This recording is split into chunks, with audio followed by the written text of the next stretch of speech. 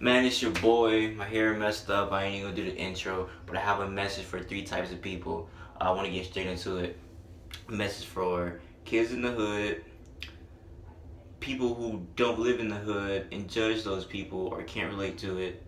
Three, black activists slash Black Lives Matter protest people. Let's get into it, man. I just want to start off with the kids in the hood first. Uh, I don't think some people understand it. It's like, so when you're in the hood, coming from somebody who's never lived in the hood, but I have family and I have friends, I understand, or I kind of understand what they're going to. Like, I have the conceptual knowledge of what's going on out there. So let's say, for example, a lot of kids in the hood don't have a father, and they got five siblings. The mom, let's say, excuse me, I got a cold. The mom has one job, or mom has two jobs, doesn't matter, but she can't provide for all those kids. You go to school and you see a boy with some shoes on. You're like, oh, those are nice. I want those. You ask him where you got them from. Oh, I got them from Foot Locker. You go tell your mom, well, let's go to Foot Locker and get these shoes. And she like, I can't, baby. I gotta, I'm trying to do everything. I'm trying to pay the bill. I'm trying to do this right here. So then you look at it and you're like, wow, well, how am I going to get those? Or, or, or when you see it, you're like, how am I gonna get those? Am I going to steal them? I'm not going to steal them. So you want it on your own. So you go out in the streets and you start selling crack. I don't know. You start selling drugs and you just start doing illegal activity that you don't want to be in. And it's sad that people actually have to do that. Like, the fact that people are in that predicament, like kids are in that predicament, just 13, 12 years old, they can't get a job, so what they gonna do? You're a kid, you want it, so you obviously see niggas in your neighborhood doing it, so, oh, I might as well do it too, you know what I'm saying? And you don't have that fatherly figure to look at. And so I always tell people, like, it's some things a father can do, and it's some things a mother can do. And when they're both together and mesh it, it's like a perfect blend. And going off the father thing, some people have moms that work two jobs, never home, or you with your mom, you're a young man, like, I'm too manly for this house, and you need that fatherly instinct to like bring you back down to earth. And the only way you can find that is in a gang or something like that. And the OG put you in a gang. But the funny thing about that OG, he didn't have a dad either, so he misguided just along with you. Y'all the same. Y'all both are misguided individuals or whatnot. And the fact that people are in that predicament is really sad to me. That people in general, not even kids, but people have to live in an environment on where crime is the norm. Selling drugs is the norm. Killing people is the norm. Like, growing up with no dad is the norm. Like, that's crazy to me. And I was raised by a single mom myself. She up front right now. I was raised by a single mom. So don't come with me in the comment, oh, I was raised by a single mom. I was in the hood too. I made it out. Blah blah blah. Hey, everybody's not me. Everybody's not you. Everybody thinks differently. I can self-discipline myself. Everybody can't self-discipline themselves. Oh, they might as well learn. Like, now you're just being like, when people do that stuff like that, it's like, just shut up, bro. Because not everybody has the mindset of you. You know what I'm saying? Somebody probably could have dropped a jewel on you that could have saved somebody else in the hood. So that's just crazy to me that kids have to go through that. So my message in the hood for kids in the hood would just be, I don't know, it's my message probably won't help at all, but if you really want some money and you're too young to get a job or whatnot, you can't find a job, try to do it the old fashioned way. Try to cut somebody's yard, or try to tell somebody at school, like a teacher. They could probably try to help you or whatnot, but I don't know, it's almost like it's a cycle that is so deep that something really needs to happen for it to be stopped. It's like, I don't know, it seems like nothing, it's like something needs to be irreversed in the matrix. It's like something needs to be reversed in the matrix, but I don't know what can possibly, save that. And I don't know, just to mention the kids in the hood, just keep a high head. And you don't wanna go sell drugs, because then you might die. You don't want to go do this because somebody might kill you. You owe somebody money. Then your mama gotta go to your funeral and see you with an open casket with a bullet wound through your chest. You don't wanna have your mama to identify your body to the cops. So I don't know. It's a hard thing. And I really feel for everybody in the hood. And my next one, people who never lived in the hood are people that can't relate to it but judge those people. I see it all the time. Like, oh, it's ignorant person doing crime, he needs to do the time, blah blah blah. And like I said, it was in the Kodak video when I said this.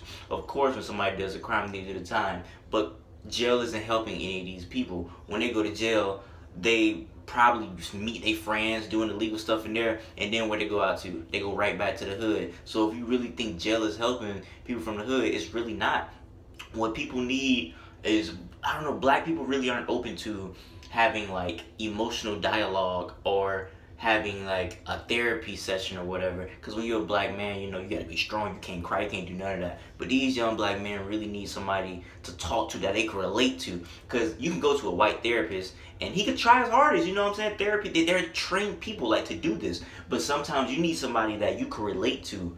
And I don't know, that's why I said that you need a hip hop therapy or something, or some black therapy, because like when you're coming from such a very different environment and you're trying to help somebody, it's hard to talk to somebody that you really can't relate to, even if you are a therapist. So I really think that we just need to get our black young men that are struggling in some like therapy session or whatever, or something to help them, because just going to jail is not doing it. That's not scaring a lot of these people, man. Like they say, oh, I mean, of course you don't want to lose your freedom, but jail ain't scaring everybody, man. I don't see Beyond Scared Straight. I don't see the niggas that's like, I'm not scared of this. So it's really not scaring anybody, and it's really that scary thing that it's like people from the hood suffer from like mental disorders, like.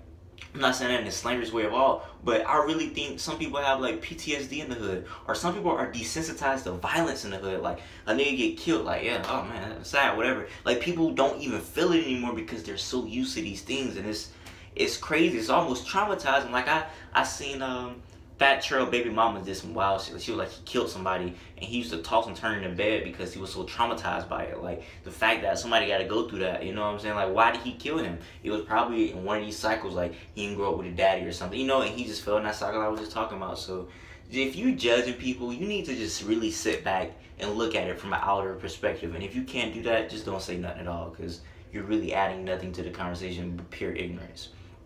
I almost said track number 3. I'm so used to reviewing stuff. What was number 3? Black activists and Black Lives Matter people.